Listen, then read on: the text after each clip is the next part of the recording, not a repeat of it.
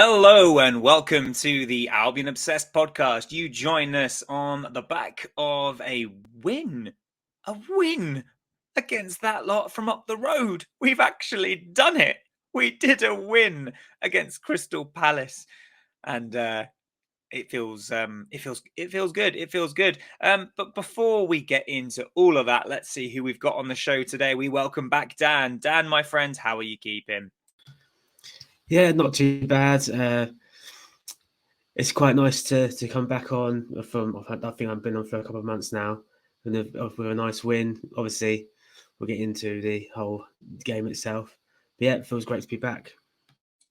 And it is really great to have you back, Dan. Thank you so much for joining us this evening. We welcome Kurtis Friend. Kurtis Friend, this is your third attendance at a Brighton game. You've seen a loss, you've seen a draw, and now you've seen a win. How good does that feel? I want to preface beforehand, I have watched a ton of games. I don't want to sound like a plastic fan or whatever that is.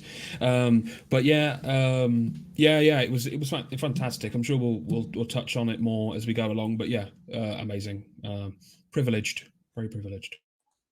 Apologies, Kurtis, if that made it sound like you've never seen a game before. I'm pretty aware that that it might have come across that way. Of course, Kurtis has seen games before. We also welcome Aaron. Aaron, my friend, how are you doing? Yeah, very well, mate. Thank you. Very well. Good to be back. Good to be back. Been a while. It has, just like Dan. It's great to have you back, matey. And we also welcome Rob, who is a Crystal Palace supporter, but he's a top bloke. Aaron assures us of this. So it's really good to have you on, Rob. Thank you very much for joining us, and it's going to be fantastic to get your perspective on all things Palace so far. How are you doing, mate? Are you having a good day?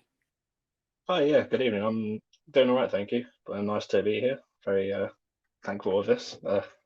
It's nice to get a different opponent's viewpoint, isn't it? So I'm sure I'll have a few things to say, and not a lot of positives from me, but we'll see how it goes. I'm sure there's some positives. I mean, you had your first shot on target for 3 games, and it was against us, and it was in like the first minute. But we'll get on to more about this because I like to talk about the starting 11 first. I'll start with Palace, if that's all right, Rob, because the big news coming out about an hour or two before the teams were even announced was that Crystal Palace would have to start with a academy goalkeeper because of injuries to their, Guaita and Sam Johnston. I mean, as a Palace fan, did you hear that? Did you see that and think, oh God, we're in for a tough night? I don't remember seeing it, and I thought, not the most ideal thing, but I wasn't too worried simply because it's a bit of a negative. I've never been overly confident with Guaita in goal. He's always been fairly solid for us, but his distribution is never the best, and I'm not 100% confident ever when he comes up on a one-on-one. So I thought it's nice to try something new. Maybe we could have a young star on our hands. Who knows? Yeah, definitely. I mean, I think he's a Crystal Palace supporter, so that's been fantastic for him, one of your own, as it were. And to be fair to him, he had a pretty decent game. I think he'll be disappointed with the first goal, but all in all, I think the lad, to be fair to him, can hold his head high and say, especially for your first game against Brighton, big night for the lad, wasn't it? Yeah, I'm sure he was over the moon really to play for Palace, put the shirt on, especially in this sort of fixture. Obviously, it must have meant a lot to him. But I can't fault his performance that much. I thought he actually played quite well, bar the goal. Maybe he could have been done a little bit better, but he can't have his head in the sand or anything like that. He can keep his head up and say, "Yeah, I think I did quite well." Most definitely, most definitely. Let's turn our attention then to Brighton then, because some reasonably big calls, Dan, from Roberto De Zerbi, one of which was Levi Colwill coming back into the side to replace Adam Webster, who had looked a bit shaky against Leeds, hobbled off with that. How good was it to see Levi back in the starting 11? Because I think we really have missed him since his injury. I think it's well known that De Zerbi likes to play with a natural left footer in that centre back role. How did you feel seeing his name back on the team sheet? It's definitely good to see him back because before he had his injury, he was looking very well, doing brilliantly underneath, obviously, that partnership with Dunkey, doing very well. It's glad to see him back, and hopefully, he can carry on the good form. Obviously, if he's going to start the next games or whoever he decides, obviously Zerbi obviously does like him. and obviously thought he deserves to stay in the squad, maybe even for the FA Cup game of the weekend, it'd be great. But yeah, it's nice to see him back. Yeah, to be honest, that's a really good shout because Colwell obviously perhaps not up to that match sharpness as of yet. So a cup game would probably be a really good way to help him get there. Kurtis, one of the changes in was also Danny Welbeck starting ahead of Evan Ferguson, who didn't have the best game against Leeds, but Welbeck got his chance. A lot of fan animosity towards Danny Welbeck on social media, as per usual, when his name was on that team sheet. But from your own perspective, how did you feel about seeing Danny start ahead of young Evan Ferguson?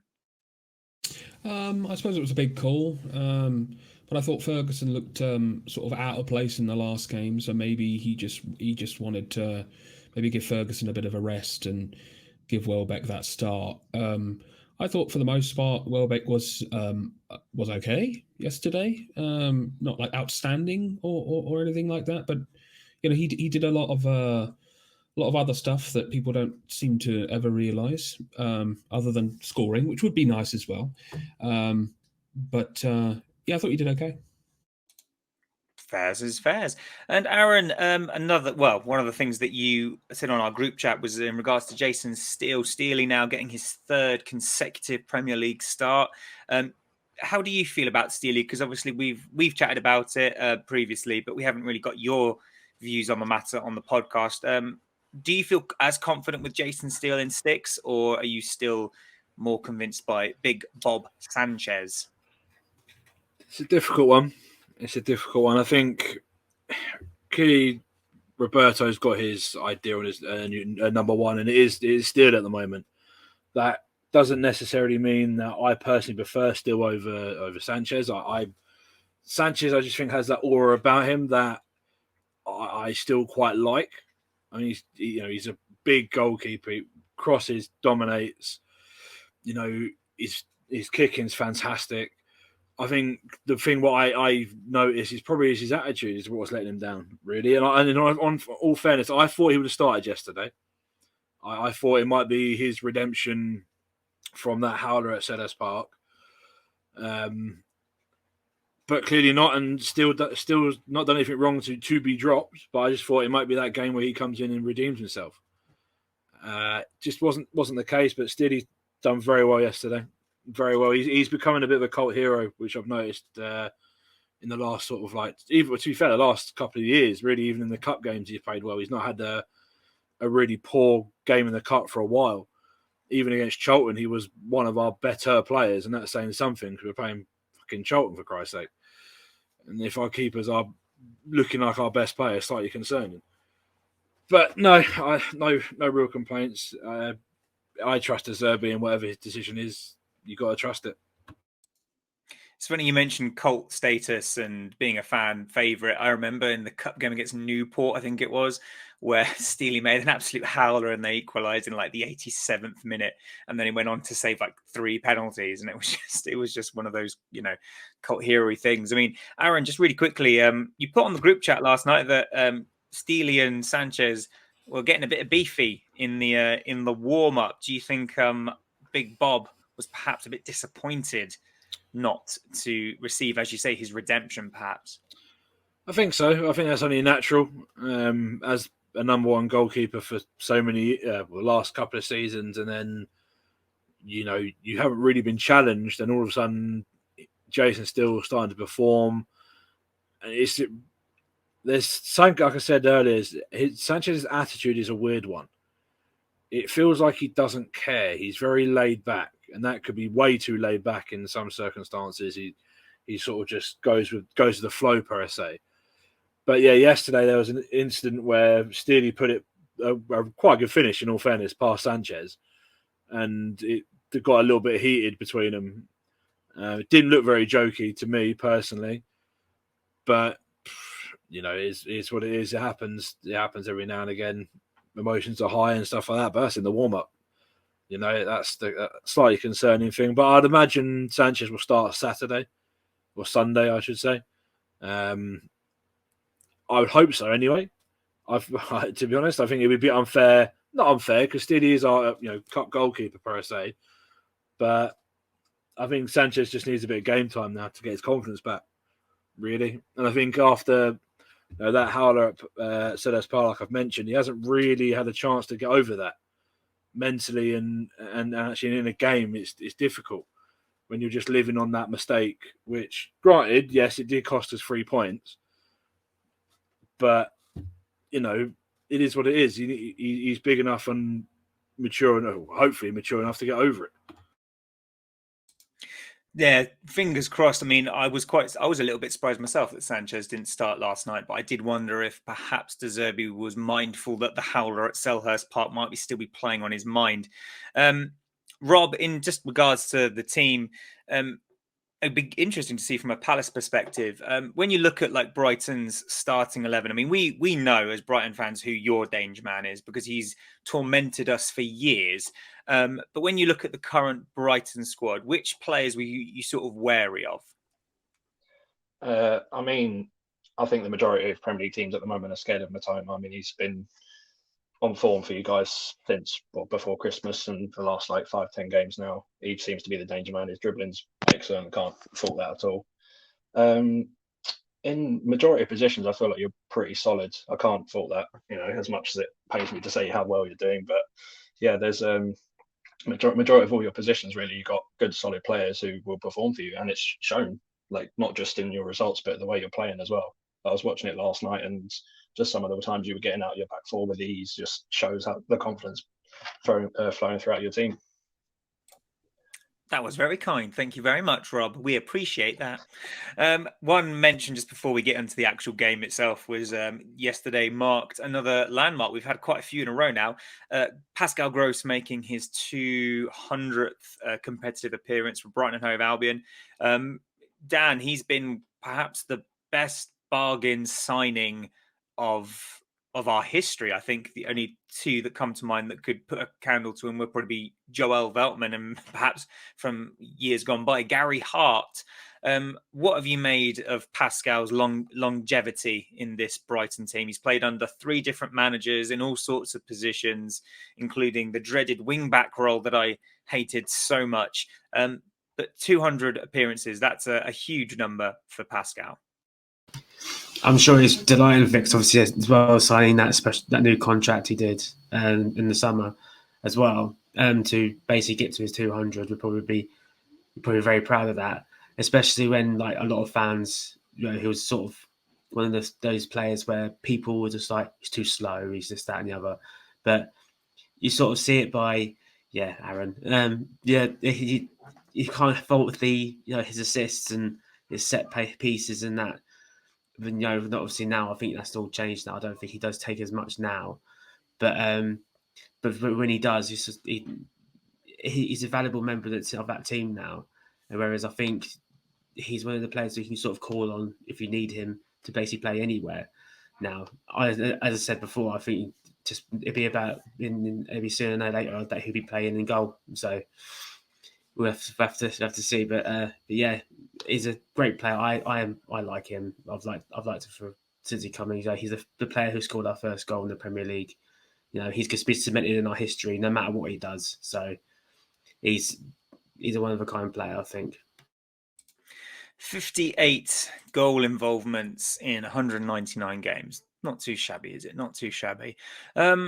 So let's dive in then, because I think before kickoff, I think we all knew that form would go out the window. And I think when you look at the form tables, Brighton were up there, Palace very much down there. Hadn't had a shot on goal in 3 games, but it didn't take long for Palace to get their first shot on target. Rob, did it? It was in the first minute, and Jason Steele had to be alert to push Zaha's shot around the post. I mean, as a Palace fan who's waited that long for a shot on target, how good did it feel to get that away in the first minute?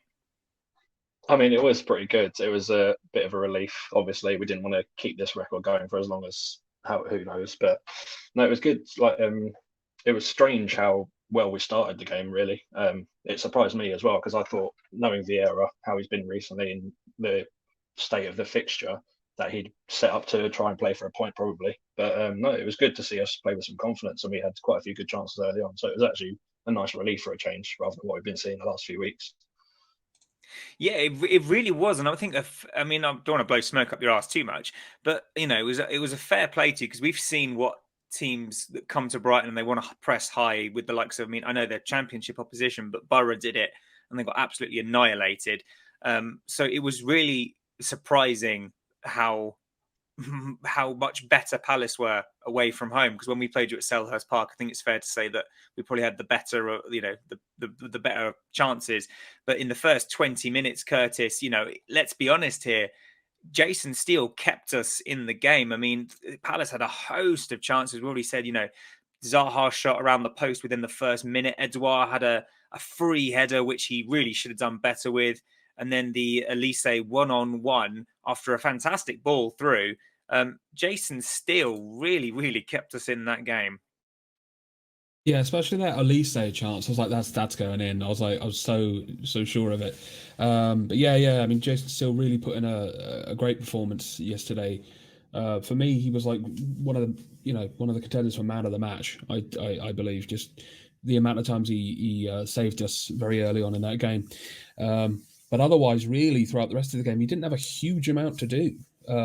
Really, after we scored the goal, I thought. I thought you did good.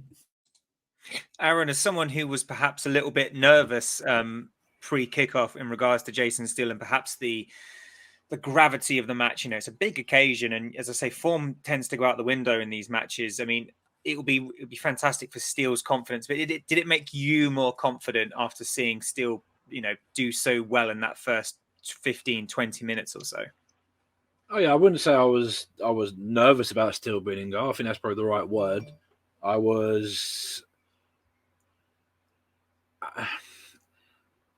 intrigued, is the word I would use, because I haven't been this to watch Brighton that much since the turn of the year. So I even been able to watch on TV due to work and playing and stuff.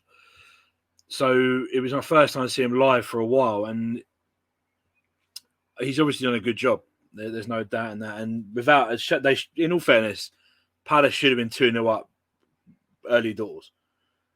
Edouard should have scored that header. Like, I don't understand. I'm so glad we didn't sign him, because he generally could not hit a barn door at 6 paces. Like, it's terrifying. And I think if that was he who should not be named instead of Elise on the ball, then he'll score. And I wouldn't have had any complaints, because we just didn't start. We just did not start in that first half. And in all fairness, we probably were in second gear most of the game. But we'll get onto that later. I think you're spot on, Aaron, with your assessment there. We just didn't turn up for the first 20 minutes. And as I say, Palace pressed us high. They pressed us well. And, they kept turning the ball over. And, Rob, your boys did really, really well. I mean, how frustrated were you as a Palace fan to have all those chances but not be able to tuck them away? What's the mood in the Palace camp at the moment in regards to your finishing? It's very negative. I mean, it's no secret that it has been for a while. We've always been crying out for a good striker, and it seems we only get spurts. We sign someone, they think, oh yeah, they do a little bit well, they score a goal here or there, and we think, okay, maybe we've got someone, and then we go half a season without a goal from a striker. Unfortunately, that's the way it works for us. It showed yesterday. Edouard 100% should have scored, at least hit the target, but somehow he didn't. And yeah, same problems keep happening for us. Can't find an out-and-out goal scorer. I think there's only 3 teams in the Premier who scored less than us this season. So the stats are there, and we're paying the price for it. Yeah, it's a tough one. I mean, as Brighton fans, we've seen that for a long time, especially under the Graham Potter years, about having a striker that just seemingly can't score goals. Where do you think the goals are going to be coming from for Crystal Palace then? Because if, for instance, Edouard can't get on the score sheet, are you relying solely on as Aaron mentions his name, and he will tell me off, are you solely relying on the likes of Zaha or Eze to score those goals? I wouldn't necessarily say relying on them so much, but perhaps creating them, and then whoever ends up being on the end of a nice ball in the box, perhaps, then so be it. As long as we can get the ball in the net, I'll be happy. Because Vieira, he likes to frustrate a lot of our fans with the lineups he chooses.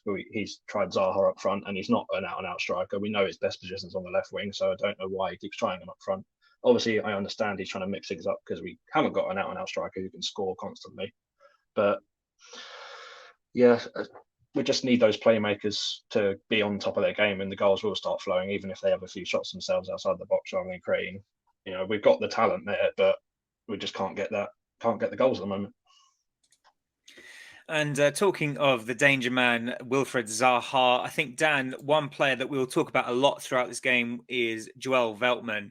I think it was a fantastic battle between the two of them yesterday. And it was actually really nice to see that mutual respect as they battled on the pitch. I think that is perhaps one of Joel Veltman's best performances in a Brighton shirt.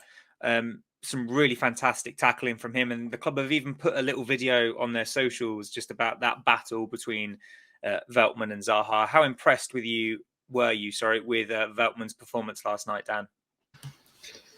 He always sort of gives a good performance, but obviously with the guy who shall not be named, he always sort of always seems to find a way against us to sort of get around whoever's there.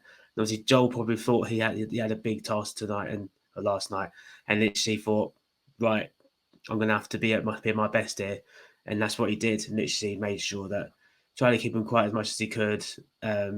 Basically, cut him out of the game. And I did see that on the highlight package where I was watching it earlier. Literally said the mutual respect, which is good because I wouldn't expect that from the other person either. You know, he seems like a sort of person who gets very frustrated and angry, but it's always good to see that mutual respect on the pitch to say, look, well done, you're doing well against me here. So yeah, I'm very impressed with him. He has been a bit shaky a little bit recently, but it's good to see that he looks like he's back at his best now. Yeah, especially after the Leeds fixture where he could probably be accredited to the mistake that led to their first goal. I mean, Kurtis, we've already spoken about the best bargain buys, but I know in our group chat you mentioned Veltman perhaps even topping Pascal Gross. How impressed were you with Veltman's performance last night? Because he dealt with Zaha incredibly well. Yeah, to be honest with you, Zaha was the main player I was really concerned with. I was like, oh, he's going to cause trouble as he always tends to, that scamp. So I was concerned about that, and really didn't see him that much. And when I did, it was quite nice to see him crying that close to me. It was nice. Lovely. And pardon me. Aaron, let's talk about the man of the moment then, Solly March, because it was very much against the run of play. The ball comes to Matoma, who does what Matoma does best and drives at the defenders. He puts an inch perfect ball through, and Solly March scores an absolutely wonderful goal. It's his second goal in 2 games. It's his 7th goal of the season, and it was Solly March scoring in the 15th minute on the 15th of March. I mean, talk about written in the stars. Yeah, it's crazy, isn't it? Crazy. It was, fantastic play from Matoma. Wonderful ball. I think Guy's got to do better defensively, to be honest. He was all over the shop then for that ball through, personally. Really good finish. From the north stand, it was difficult to see how much of a strike it actually was. And as soon as he's hit it from when I've watched it, I watched it when I got in last night twice, just to, really just savor the moment. Fantastic finish, really good finish. Hit it early, and I think that's what's caught the keeper off a little bit. 9 times out of 10, he saves that, but it's just unfortunate, really. But took it so early, I think he took him by surprise, and like I said, really against the run of play. Really, I think it may have been our first attack. I can't remember an attack beforehand. It was our second. I think the only other shot. I think the only thing that happened before that, I think Matoma had a shot that was straight at Whitworth. I thought that was afterwards. I thought. Was it? I think it was one of those things where all I can remember, it was the only, as you say, like the only chance I think we actually created. I think we gave Whitworth too much of an easy game last night. Yeah, I would agree. I think he made, especially in the second half, he made one fantastic save from McAllister. That was a good save. It was a good height for him. but still have to be saved. And he got a really good hand in it as well to push it away from goal. And obviously he made the save from Purvis as well in the start of the second half. Other than that, he didn't really have a great deal to do. And I think that was the frustrating thing for us. We didn't really test him. You know, we had one other opportunity in the first half I can think of where Gross cut it back to Welbeck. And I think it was Decore who, for the life of me, I have no idea how he wasn't sent off. Just sums up the shambolic standard of the officiating, which no doubt we'll get into very shortly.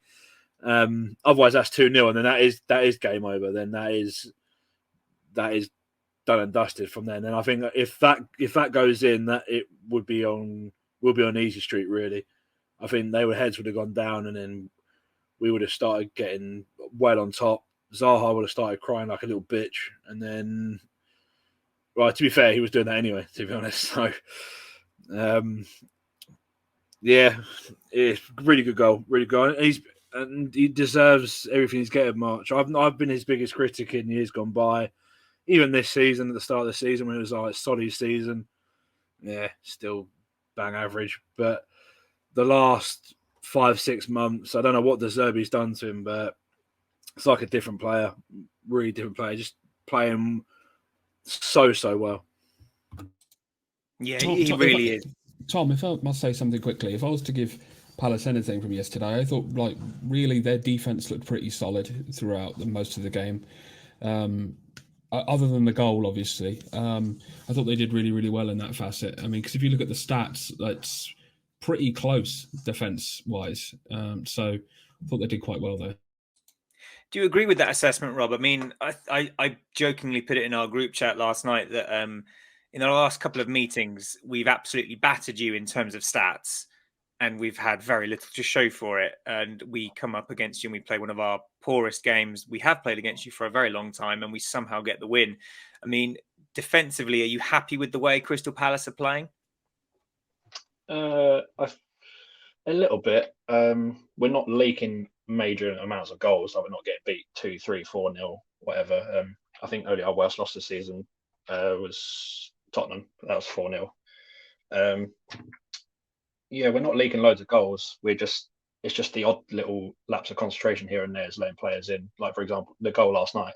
The commentary I was listening to made a great point about how Mitchell obviously had March on that wing and has let him run across our defence, across Gahey. So Gahey's now getting the blame, but Mitchell should have seen that and assessed that and try and deal with it himself. Then who knows, the chance might not have happened and we might come away with a point or something. But these things happen. Thing is, Rob, isn't Tyreek Mitchell one of the best left backs in the league, though? Not at all. Not in my eyes.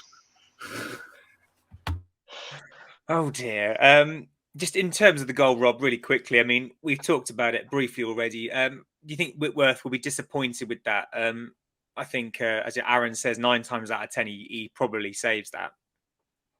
Yeah, I think if he looks back on it, which I'm sure he will, he'll be slightly disappointed. He got a slight touch on it. Just a stronger hand was all that was needed, and it would have, should have saved it. But these things happen. It was his first game, first real thing he had to do, and unfortunately wasn't quite ready. But hopefully he just learns from it, and he might be playing in the next few games depending on White's injury. And yeah, let's see what he can do next. Hopefully he can make up for it. One other player that was really key, Dan, in that goal was Mitoma, who gets another assist. That's his 11th goal contribution in 13 games. That's 6 goals, 5 assists. How excellent are those numbers? They're great numbers, really, especially as he's coming close to being the top Japanese player, basically to score all the goals. Is it 7 the record, isn't it? I think it is. 7 with Shinji Okazaki and Shinji Kagawa. Yeah, that's great company to be in itself. Really, they play for really. I think they play for good clubs, and especially having that assist as well to sort of have the intelligence sort of to go inwards to sort of then play the nicest through ball ever to give it to March was amazing just to see. It's just really, really good. Showing that his college work wasn't wasted, which is great to see as well. But yeah, I think he's going to be up there for. It's probably quite early to obviously say predictions for this at the moment, but I think he's going to be up there for player of the season. I think this year, because I think people. I think if you think about the voting as well, people will love him anyway. They go vote for him probably regardless. But I think he's going to be one of those ones that's probably the favourites to win that, because he's just been so good, and hopefully if next year we can keep him for at least another year, and especially if we're in Europe as well. It still baffles me that we're talking about Europe. It really does. I still can't get used to it, but I'm here for it. Kurtis, Aaron mentioned there about one of the other chances we had during that first half, which was a fantastic cutback from Gross into the box, and Welbeck would have surely had the easiest tap in if it hadn't been for Doucouré. And then Caicedo's follow-up was blocked and went wide. Doucouré is a man that got a lot of attention last night. I'm sure he got a lot of attention at the ground as well for his... he got booked, and then he arguably should have had another yellow card as he put a tackle through on Caicedo as Brighton were breaking. As someone who was there in the ground, what was the reaction when he put in not one, but two tackles that could have been a cardable offence?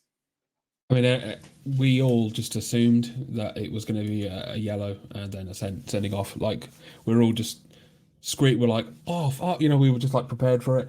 Didn't happen. It was very surprising.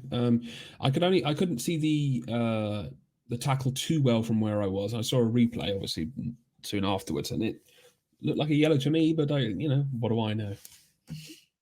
And I think there was one slightly after the Caicedo one against Joel Veltman, which would have been soft, but again, it was another tackle when he's already on a yellow. I mean, Rob, Aaron's already given his opinion on this, so I'm going to jump over Aaron and come straight to you.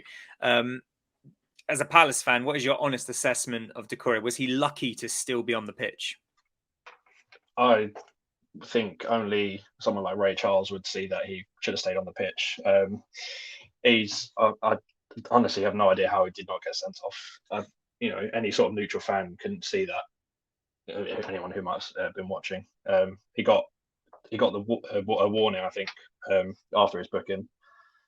Then proceeded to keep going for those tackles, and that's when you run the risk. And it somehow the referee didn't give him another yellow,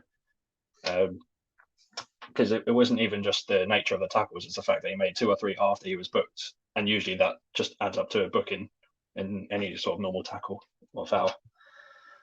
So it was somehow absolute godsend that he didn't get sent off, and then Vieira pulled him off at half time, which thank God he did. Otherwise, he definitely would have been walking, I'm sure, at any point.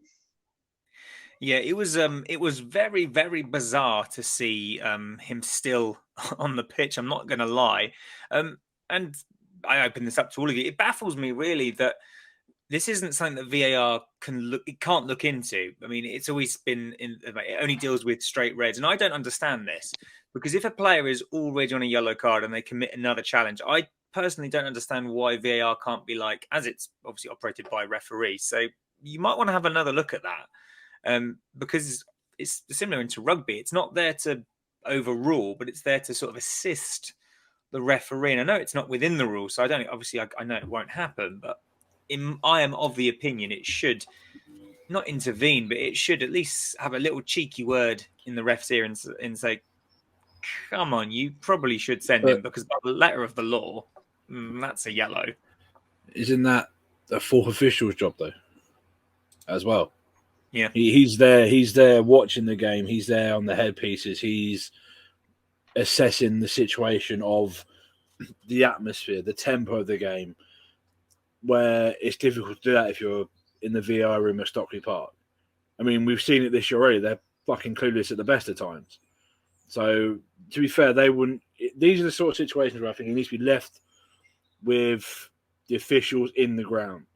Hence why he wasn't sent off. How, I don't know. But Peter Banks thought, whatever he thought, no one there... Obviously, officials thought the same, but fourth official thought the same, linos thought the same. Nothing we can do now will change it. And I think, will it change in the future? No, personally, I don't think it needs to.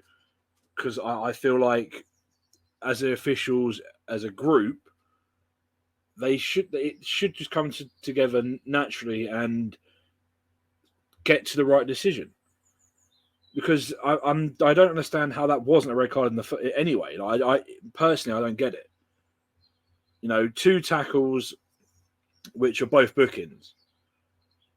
How then that's a red card?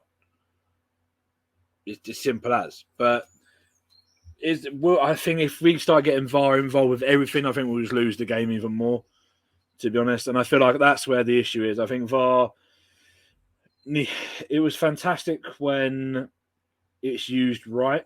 So in the World Cup and stuff, it was used right and it was good. But I've said this so many times on this podcast. The refereeing in this league is just inept. It generally is. They are clueless. And it's not just for us, it's for everybody. It's just throughout the league, it's been horrendous. And yeah, we've been on the end of some lucky decisions. We've been on the end of quite a few bad ones. But it doesn't seem like anything changes. Howard Webb's come in, we'll make sure this happens, blah, blah, blah. Yeah, he took the 2 people who made the mistake off a week. So they took the game weeks off of them the week after those mistakes. So the Arsenal one against Brentford and the reverse fixture of this one. But then they're back refereeing again. What's the point? Like, what is the point? It doesn't make sense to me, personally. Yeah, thank you for that, Aaron. I mean, as I say, I'm not saying VAR will fix the problem, because the problem ultimately lies at the feet of the officials. And it's, as you say, I think every club in the Premier League, or at least most clubs in the Premier League, have been on the end of some pretty poor officiating decisions. I just feel, maybe as a Brighton fan, maybe wrongly, but I do feel like we've been on a fair share of them as of late. But moving on, let's talk about the second half then, and the mid-game blackout. That was quite an interesting one. Dan, have you never? Well, I think you were last night chatting about a game that might have happened in the Championship days, but a mid-game blackout was a pretty unheard of thing to happen. Yeah, I vaguely remember. Anyone who knows me, my memory is awful. But also, I remember there was a game, I want to say it was against Birmingham, where the floodlights didn't want to come on. And literally everyone was sat there for about 15, 20 minutes, like, what's going on? Someone put 50p in the meter, that sort of stuff. And when you guys were going, I don't remember, I was like, do I imagine that or not? I'm sure it happened.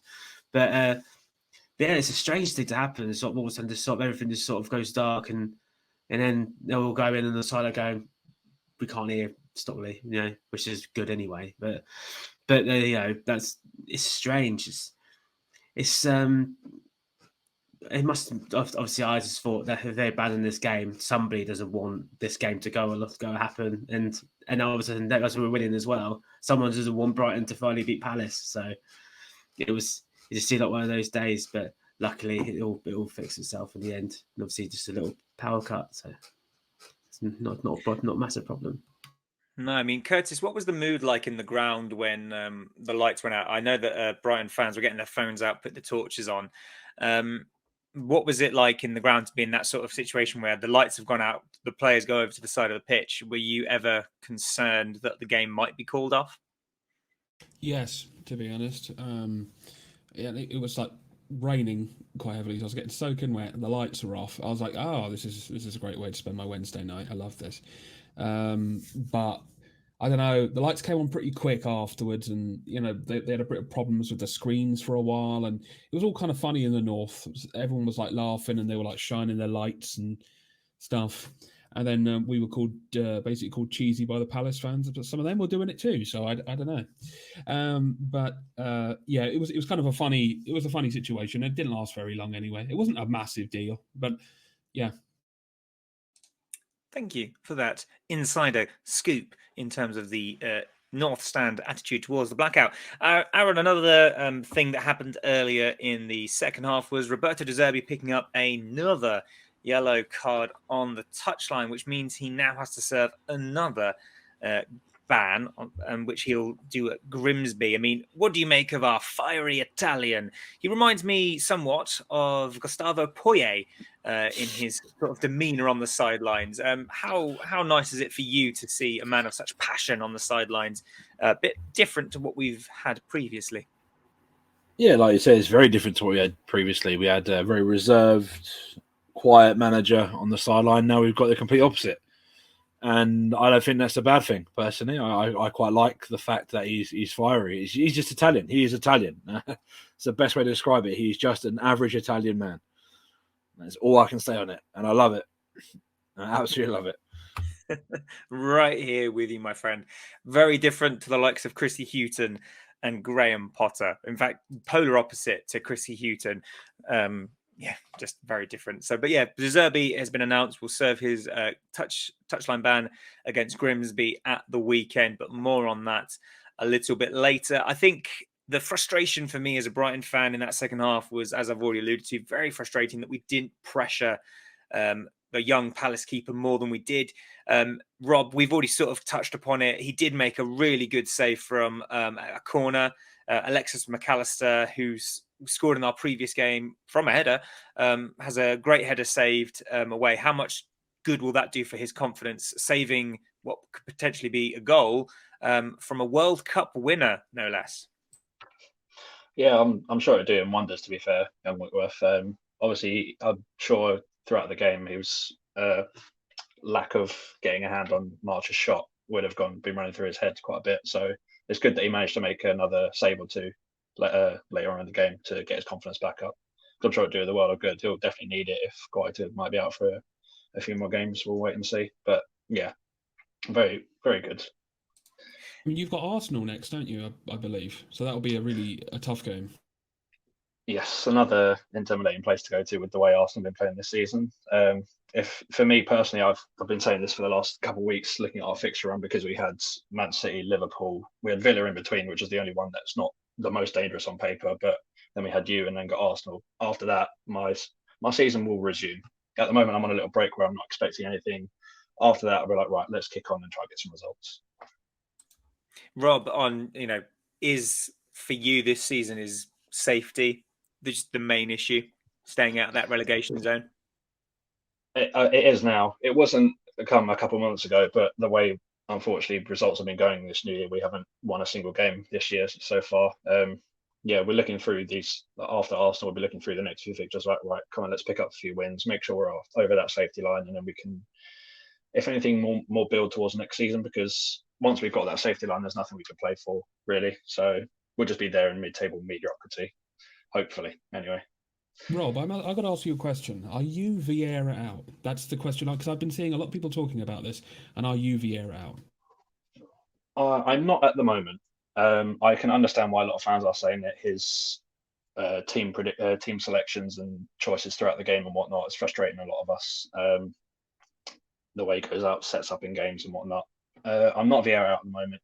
Especially in this period, everyone's starting to say it. As I just said, we're going through all these tough fixtures. It's difficult. I feel like it's always harsh to kick a manager of a lower team out when they're playing all the top teams. I can't believe I almost compared you to a top team there, but yeah, that's the way it's been going for us, unfortunately. Yeah, I'm not saying Vieira out yet. Maybe after 3 or 4 games after the international break, where we're playing some of the lower teams. If we're not picking up results, then I will start to be worried and possibly be more Vieira out, I reckon. Interesting indeed. It all sounds very familiar in terms of like the setups and we've heard that before about a certain Graham Potter, but we won't talk about him. Dan, really quickly, we've just spoken about the McAllister chants. A lot of our fans have been quite critical, get my words out, of his performances recently, saying that he hasn't really kind of come back after the World Cup, the same player that he was prior to the World Cup.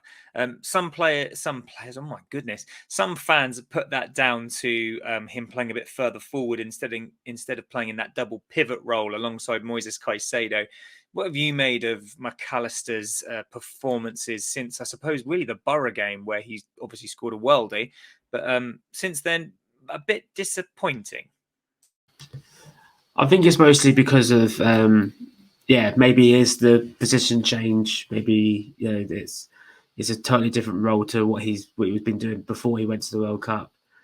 But I think after it, and obviously, whereas we sort of put him in that higher standard now. He's a World Cup winner now. We're gonna put him in at a higher standard. So we're gonna think he's gonna have to play at least like 8, 9, like out of 10 out of in every single game. But unfortunately, it's not going to happen that way. And especially in this league, he won't have it all his own way. Obviously, it says well, it could mostly be because of the new position that he's playing at. But yeah, he's going to get there. He's just got to get that form and basically just he'll fire on from that. Obviously, I'm presuming he'll probably play against Grimsby on the weekend because I think he's been playing in most of the FA Cup games. So I presume he'll play again, and maybe then he'll show what he's made of, and hopefully get a good result there. Yeah, I mean, we'll talk a bit more about the cup in a bit, but yeah, we have been setting up very strongly in the cup, and it would we can't disrespect Grimsby because obviously they've done very well. But again, more of that in just a bit. Kurtis, it wouldn't be a game against Crystal Palace if Brighton didn't shoot themselves in the foot, and it looked like they almost did towards the end, where a bit of a calamity when we're playing it from the back.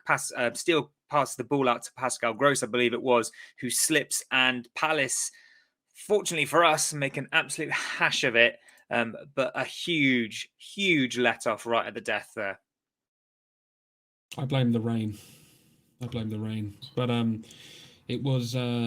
it was a thing that happened. I mean, that last sort of, I think it was like 10 minutes of the game, it was starting to look a bit cagey. I was a bit concerned at that point. I was like, if this goes on any longer, it looks like they might score. And I was like, classic 1-1.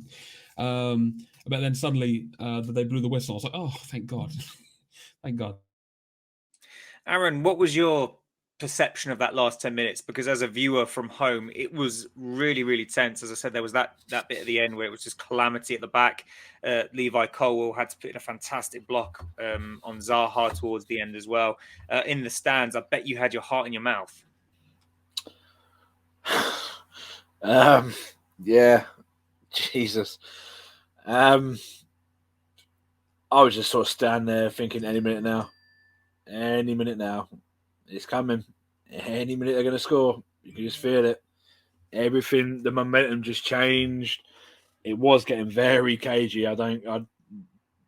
Especially, well, I thought it was cagey in the North Stand majority of the second half, to be honest. It was awful. And as soon as Steele made that missed pass to Gross, I tell you what, my heart fell straight out my ass. Holy! I had to take a little sit down afterwards. I tell you, I couldn't. It was awful. It was awful, and I think what made it worse is when we brought Webster on, it was just so inevitable what we're going to do, and it just felt like they just get one chance, and they'll take it. Luckily, they completely screwed it up. So more for them, and thank God it didn't. Nothing happened really after that. But I tell you what, it was, in the classic term, squeaky bum time, and it certainly was. So I haven't felt like that for a long time at a football game. I can tell you that. Jesus. It was funny because a little bit of context, everyone. Aaron was in the group chat beforehand, was like, I fucking hate this fixture. I hate it so much. Yeah, I do. I hate it. I absolutely hate it with a passion. I think it's because just everything around it, I think, is I hate Palace with a passion. I hate them. And we can't beat them, and it fucking annoys me. And then we got... It's the occasion of it, I think. It is. It's just the occasion. We've got... They're just, even talking about it now, it makes you mad. It does. Because... Yeah, I agree. They're just... I was next to Joe's mum, and I was saying, I'd much rather lose to Villa than lose to Palace 100%. Like, any day of the week. Oh, mate, I wouldn't. Be quiet, Midlands boy. I can't explain how this game makes me feel. Like I hate them with an absolute passion. And I was sat outside the ground yesterday, and I assume these were just two neutral fans because they were like, "Don't really understand this game." I don't get it. And I sort of stood there. I was like, how? I was like, to a Brighton fan, this is the game of the season. Gone Like, up this to him game like, means "You more. say what? What was that? What?" Yeah. This game means more. This is the game you always look out for in the fixture list to put out. You know, and even during the build-ups to this week, you know, I work with Rob, and we've both been saying, like, you know, if one of us wins, we won't talk to each other for a while. And like, it just because he knows for a fact that if they won, I would not know. And I think Rob would back me up on that one. I would be horrendous to work with for the majority. Yeah, 100%. Well, to be fair, I said to you, well, if you win, don't speak to me till April. And you know, I think that I just hate it. I hate them. I hate everything about them. They're horrible. You know, there's a handful of nice fans. Rob's one of them, but other than that, most of them are just scum. You know, most of them are just utter scum. Sorry, And they got Rob, some not little sorry, but whingy little bitch on the wing who's going to leave in the summer after putting 12 transfer requests in God knows how many years, but he's still their number one man. Logic, am I right? You know, he's one club man. It's annoying me because Rob's dog's named after him. And his dog's so cute, it makes me so mad. It makes me so. I didn't realize we were out on a walk for work, like a charity thing, and I thought his name was Will, the dog, and I was like, oh, he's cute. And then it suddenly dawned on me. I was like, wait a second, what was his name? And he was like, Wilf, and he just looked at me with a smile on his face. I was like, oh, no. So, no, bad dog. Aaron being tricked into liking a dog. Rob, do you share Aaron's sentiment from the opposite side? Do you also hate this fixture, or is this a fixture that you get really sort of excited about? A little bit of both. I'm always like, whenever the fixtures get released, it's always the one you look out for. I'm sure all you Brighton fans do as well, the home and away games with us. And at the time, I'm like, oh, this would be nice to play, especially because you can look at the fixtures around it and think, oh, we're going through a really bad patch, and then we play you at the end. So I don't really want to play you because we played all the big teams. Or you could be excited about it and be like, oh, look, we're picking up points against all the smaller teams, if you will, and then we play you, so we'll be full of confidence. But when it comes to it, like a week or two before the game, I'm like, oh, I'm dreading this now. Because what's happened in recent years, as you mentioned earlier on, is that you've dominated us in terms of stats. So as a Palace fan, it's always a bit like, oh, I'm nervous because you always seem to have control of the games. I'm never that confident. But yeah, I'm always up and down with this fixture as it goes throughout the years. But luckily, it's never been too bad, especially since you've been in the Prem. There's only a handful of times either team has won. It's always such a cagey affair. So, admittedly, for neutrals, I'm sure they're always like, oh, this is a boring game. I don't know why they get so riled up about it. And obviously, to us, it means a hell of a lot more. And if anything, almost when it's a draw, it's almost like a relief for both of us because neither of us want to lose and whatnot, and we just get the fixture out of the way because we're all riled up about it. That's fair. That's fair comments. I mean, before the game in our last podcast, I predicted a 1-1 because that's where the safe money was. But thankfully for us, at least, the full-time whistle blew in the nick of time, and the game ended with 1-0. As I say, I thought it was a bit of a poor performance, but a great result. As I say, we've battered Palace and lost. We've battered Palace and drawn. And then we played pretty poorly and won. So go figure. So, guys, I'm going to come to each of you in turn and get your man of the match, including you, Rob, because I'd like to know who stood out for you in a Palace shirt. Dan, you first, my friend. Who was your man of the match, please? So my man of the match is the guy who scored on the 15th minute on the 15th day of March, which was Solly March. He just keeps wanting to improve himself. He's doing so well this season. I think when we started the season, everyone probably was seen on the podcast we did. We were basically saying it's just going to be his season this year. Obviously, I was underneath Potter, and whereas obviously he did start off quite all right. Then De Zerbi come in. He's literally turned into a different player. He's just amazing now. And obviously now, especially we're going to get into the England stuff. I think in a bit, him not getting that not call up is ridiculous in my opinion. I don't know what everyone else thinks about it, But if you're picking things on form, that's the thing. But we'll get into that. But yeah, he's my man of the match. Obviously, honourable mention to Veltman to keep Zaha quite quiet after that scare in the first minute. But yeah, I think Solly March deserves it this time. He has been excellent, and I think last night again he was very, very good. Kurtis, who was your man of the match, please? Difficult one, really, because there's a couple of people I could choose from here, but I'm going to say just Veltman, because he bossed it down that side there, and he did what he was supposed to do, and he did it just so well, and he kept Zaha at bay. I was just very, very happy with him. But also, honourable mention to Steele, who I thought was outstanding. Really kept us in the game and kept Palace out of it. So Veltman, we'll say Veltman. Very good, very good, very good. Aaron, your pick, please. Yeah, Veltman for obvious reasons. I'm pretty sure this morning he would have woke up. Well, no, probably not this morning. Probably last night he would have got home, emptied his pockets out, got his keys on the side, wallet on the side. Oh, look, Zaha's still in there. Oh, look at that. What's he doing in there? Because he had him in his pocket all night long. Rob, I'm sorry that you have to work with Aaron for the foreseeable, by the way. Yeah, that's going to be a pain. Sometimes it's a bit of a pain. It's fine. It's fine. I'm getting it all out now because he had a go at me this morning. Now we weren't allowed to talk about it, so I'm just getting it all out now. I've had this all set up from this morning, Robert. Rob, how about you? What Crystal Palace player really stood out for you? Who had a good game? To keep it short and sweet, there's not an awful lot to say on positive wise for Palace players, really. There's not anyone who I think was head and shoulders above the rest I can say was definitely man of the match. Maybe Elise for a bit of his creativity. He always has a little spark going forward. A little honourable mention, not to anyone in particular, but the defence, because we didn't have our backs against the wall against you as we have done in recent games. Maybe Whitworth after the goal as well, had his confidence up a little bit, but again, he didn't have an awful lot to do.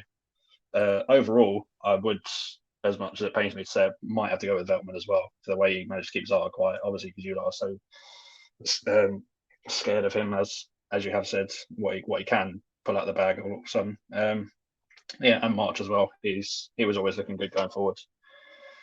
Yeah, not an awful lot in a bright sense for Palace, really. Very frustrating night. I think I too will go for Joel Veltman because I think, as we've all alluded to, he just had a very good night defensively. I think you're right, Rob. I'm gonna, as a Brighton fan, I will admit it. Zaha always seems to turn up against us. He could be injured for 17 months with an ACL, and he'd come back and he'd still score against us because that is written in the stars. The fact that Joel Veltman kept him quiet, especially after the first minute, that was really, really, really good performance from Joel Veltman, especially after the disappointment against Leeds.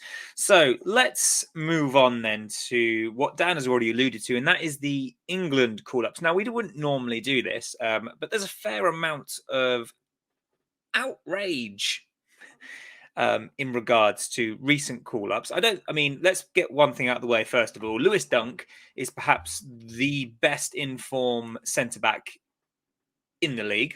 One of the best. I'm not saying the best, but one of the best. I think he's had a really, really strong season.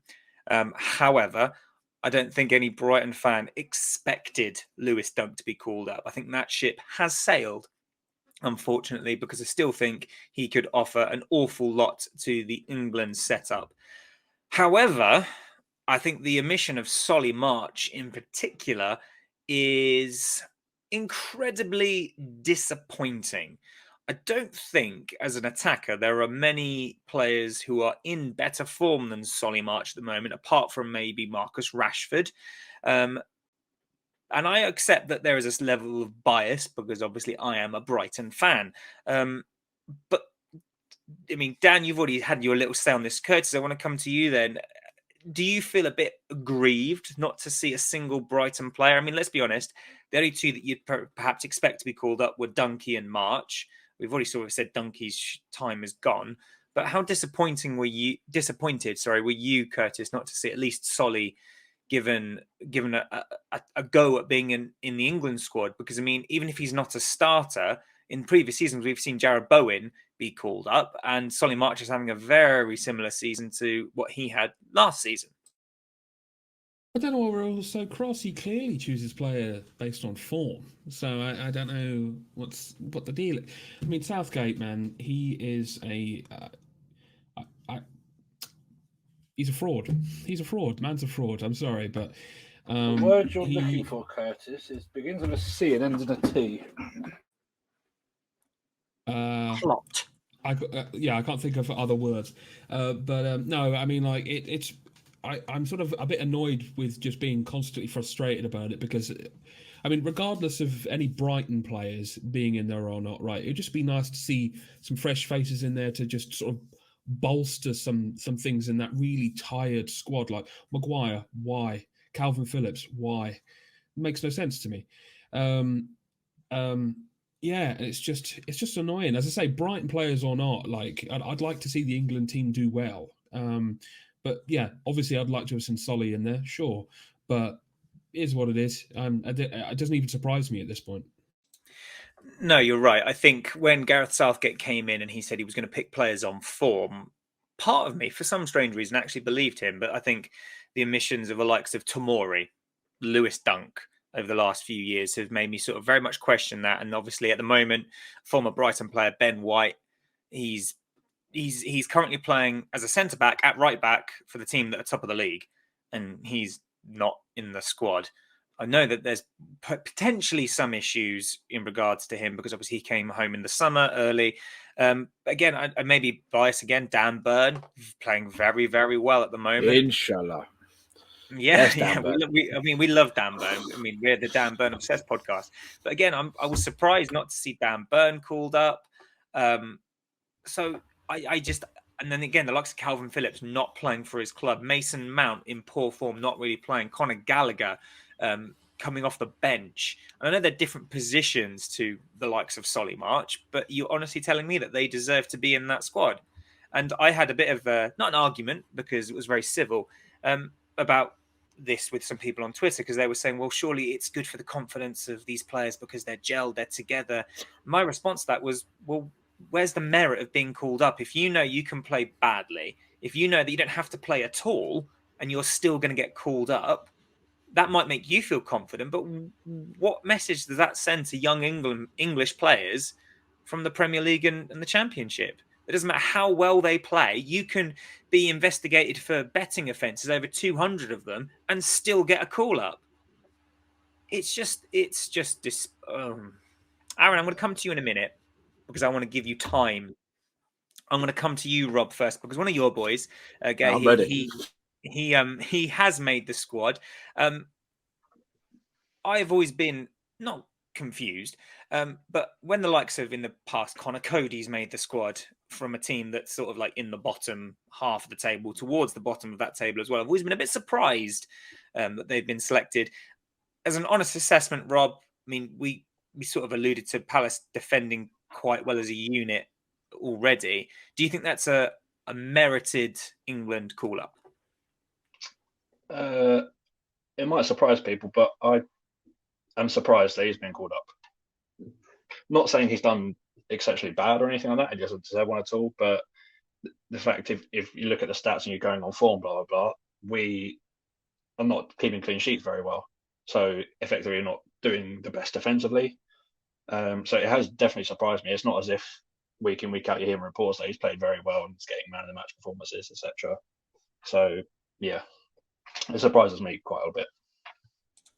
Thank you for your honesty, Rob, because you could have quite easily sat there and gone, yep, he's better than Lewis Dunk.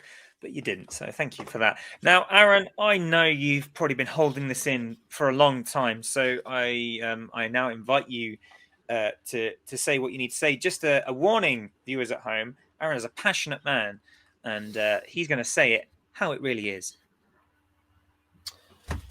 So, 2:00 this afternoon when that squad came out, my first thought, as you know, 1:30 when Joe put in the group chat, apparently March isn't in it.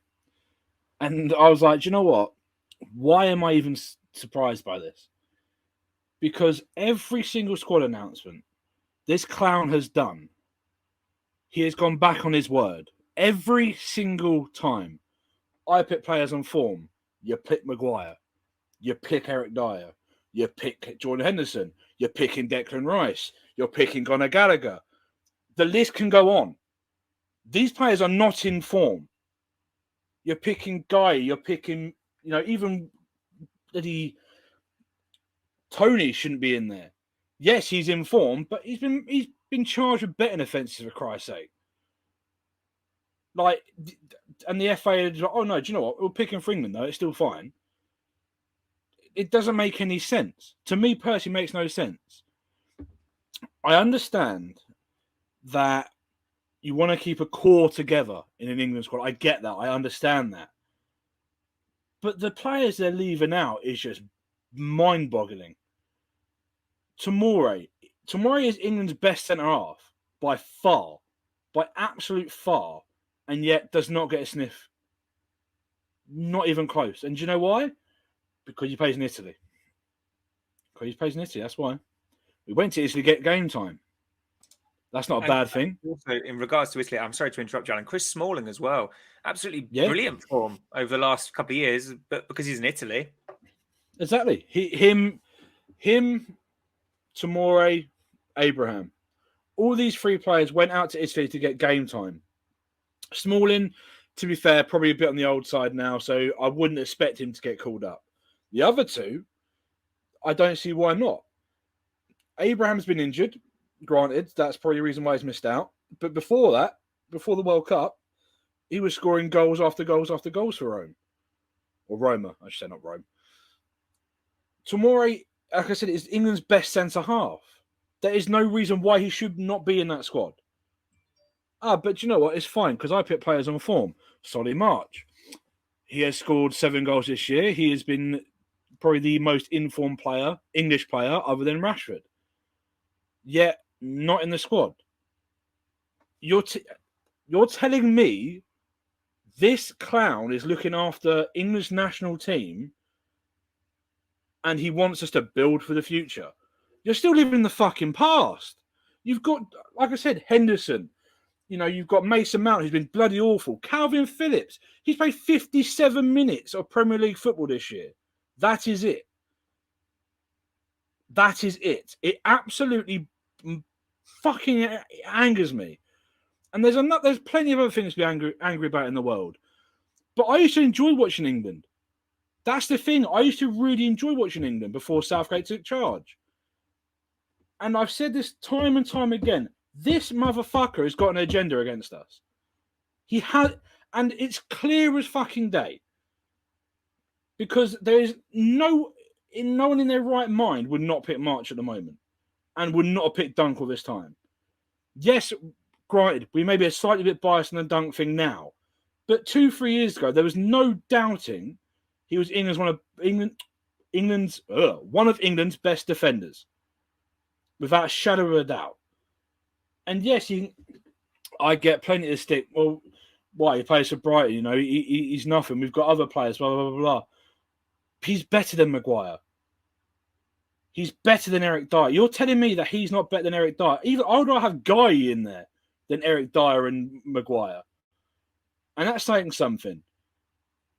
I don't understand his way of thinking. The whole thing is a joke. And people go, oh, well, he got us to a semi-final and a final. Did we win it? He's done nothing then. He's as good as Capello. He's as good as Ericsson. He's as good as McLaren. Good as Sam Allardyce. Because they've done nothing either. But why do we give Southgate a complete free pass? Oh, he got us to a final. Well done. And he wears a coat. Honestly, I'm so fed up with him. He needs to go. The fact he's here till after this, the Euros is baffling to me. He has an agenda. You can't tell me otherwise. Anyone who thinks that he is the right man taking England forward is just deluded, in my opinion. And that's not even me. No, people can have their opinion all they want, but in my opinion, that is just completely and utter deluded to think that he is the right man, because he's not. That is it. It does not make sense to me. Generally, it really does anger me. Because it feels like, bear in mind, you've got to remember, we are a top 6 club at the moment. But why are we? So we're in form. So why are none of our players getting picked? Just exactly. We've seen it before. I mean, we've seen for years. I mean, players getting picked on the name on the back of their shirt or the badge that they play for in the league, and it hasn't worked. And it just reminds me of the old Einstein theory of insanity, trying the same thing time and time again and expecting different results. As Aaron says, you expect a certain core, but when I say core, I'm talking about the likes of Harry Kane, maybe Declan Rice, because we know what he is capable of. But then when you pick certain players that, as Aaron has already said, aren't playing well, it does call into question the whole "I'm going to pick players on form" nonsense that he came out with. And unfortunately, I genuinely thought, oh, maybe this is going to be a change, and maybe we will see things go for differently. But yeah, really frustrating from a Brighton fan perspective that especially Solly wasn't picked. Really, because so Aaron, tell us what you really think. Okay, what I really think. Well, no, I've said my piece. I think he's a fraud. I think he's a clown, and that's just talking about Zaha. But but no, I've said my piece now. Thank you, Aaron. Thank you very much for that heartfelt piece, because, as I say, it's how many Brighton fans are feeling right now, that frustration. Let's talk about something a bit happier then, guys, because we play Grimsby Town at the weekend. Now, I myself am very wary of what could happen, because obviously Grimsby aren't here by accident. They're not this far into the cup by accident. And we've seen Brighton fall to non-league teams before, as well as League Two teams. So I'm not taking anything for granted here. On paper, yep, this should be a walk in the park, but the game isn't played on paper. It's played on grass. So Dan, how are you feeling ahead of the Grimsby fixture on the weekend? I think the same, sort of like wary. You sort of, if I sort of think about like Millwall last time we wanted to get to their semi-final, and look how horribly that started to go. I remember walking out the room, that 2-0, like going, that's it, it's done, and walked out the room, just head gone, just literally walked straight out. And lucky, obviously, Riyadh, the Cardiff, they just sorted that out, and then Solly March helped us out again. And it's sort of where you sort of have to sort of think, and it's like, say Grimsby are there for a reason. They've knocked out loads of different teams that are higher up than them. They have the giant killing in them. They topple even bigger giant than the last one they have. Because we are higher up in the table. It's going to be an interesting game to watch. I'm unfortunately not going myself. I have to watch on TV, but nervous at home with my boy. Basically, he's going to be sitting there like playing around, and I'm going to be sitting there going, ooh. But yeah, it should be good though. But yeah, I'm not confident, but on paper, they say on paper we should do it, but unfortunately, it's not played on that, so we'll have to wait and see. That we shall. Kurtis, you are the resident optimist of the group. Grimsby we faced a challenge. I think we have to sort of like say that. But as I say, you'd hope with the quality that we have in our squad, we could progress. Are you wary though of the threat they will pose? I'm wary that we could underestimate them, as we tend to do sometimes with teams below us or smaller teams, what have you. I feel like we're going to win. I'm very confident of that. If I'm brutally honest, I don't want to be that guy, but I'm feeling confident. It's going to be a good game. I do feel it will be tough because, to echo what Dan said, they are here for a reason. They've beaten some good teams. They deserve to be where they are. So I'm looking forward to watching it. Yeah, bring it on. That's what I say. Bring it on. Aaron, are we going to Wembley? I would certainly hope so. I certainly would hope so. I can't see us not winning, and that's what concerns me. Because everything's so set up for us to go to Wembley. It's all stars are just aligning. Something's got to go wrong. Something has. And, you know, I'm always Mr. Negative on here. I always have been, always will be. That's just me. I would actually probably say this is probably the biggest game of the season so far, personally, because I feel like it would give us a fantastic platform for the rest of the season to get into an FA Cup semi-final, 2 games away from winning a trophy, or 2 wins away from winning a trophy if we get past Grimsby, obviously. Grimsby, I've got a vendetta against them, and I think I've told you this on the pod before. It's the only team to ever make me cry at a football game. When we got relegated, when we went to Grimsby away, 2003 or 2004? 3. And they sent us down. And yeah, it was the first ever time I cried at a football game, and I absolutely hated it. And now I hate Grimsby for it. So I'm not actually going Sunday, which is annoying. I'm actually unfortunately working, which is the disgrace. But yeah, I'm just praying for a win. Oh, Jesus, please. For Aaron, please, for Aaron's sake. And yeah, that Grimsby game, wasn't that Grimsby game the last Zamora game as well? It was, yeah. It was. We went 1-0 down, and then we went 2-1 up. Zamora scored from the penalty spot, and then they scored with 10 minutes to go. And we needed, do you remember Anthony Rougier, I think his name was? Do you remember him? Big striker on loan from Reading. We needed Reading to score for us to stay up, and he missed a sitter because he was on loan from us and then got recalled in January. And yeah, he missed a sitter in the last 2 or 3 minutes and sent us down. That's fun. Well, there you go. Nice little Albion history lesson for you there. Rob, we've already said you guys play Arsenal next in the league. Are you confident you can get anything from that? And Rob is still muted.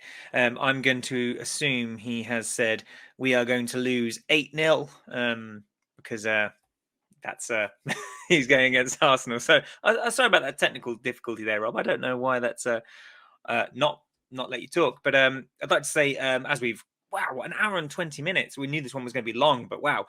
So we'll wrap the episode up then, guys, because we've been talking on for quite a while. Thank you very much to Dan, Kurtis, and Aaron for joining me. And a big thank you to you, Rob, for coming on and giving us your views as a Palace fan. And I must say, Rob, for a Palace fan, you're really not that bad.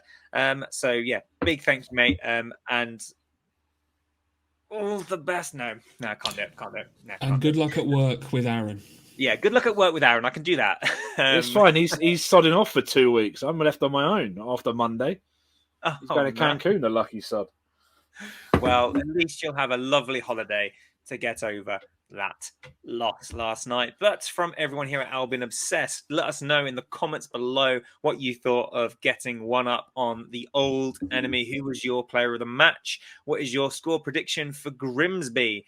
And will Albion be on their way? Let us know in the comment section below. Don't forget to like, share, and subscribe for more content if you haven't done so already. Wherever you may be, whenever you may be, keep it real. We'll see you next time. Christ.